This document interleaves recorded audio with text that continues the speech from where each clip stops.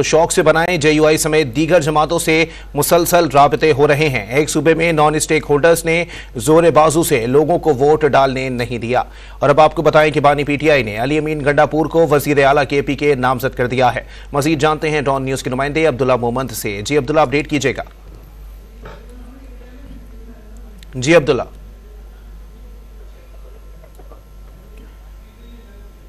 बताइएगा, अली अमीन गंडापुर को खैबर पख्तूनख्वा के लिए वजीर आला नामजद किया गया है बानी PTI की जानिब से।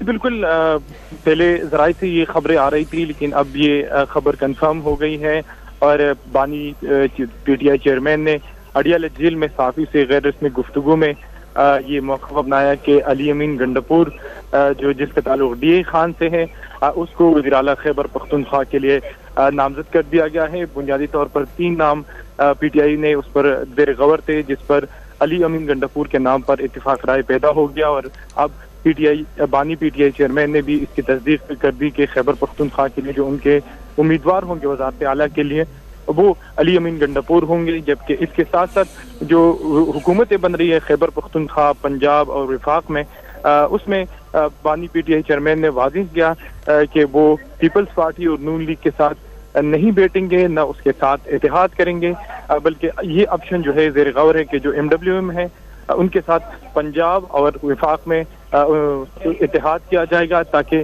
PTI को जो रिजर्व सीटें हैं वो मिले। तो अब तक ये पेशरफ जो है वो सामने आई है कि एक तो अली अमीन गंडापुर का नाम फाइनल हो गया वज़ारत आला खैबर पख्तूनख्वा के लिए, और दूसरे जो MWM की सियासी जमात है उसके साथ पाकिस्तान तहरीक इंसाफ ने इत्तेहाद करने का फैसला किया। जी बहुत शुक्रिया अब्दुल्ला मोहम्मद अपडेट करने के लिए।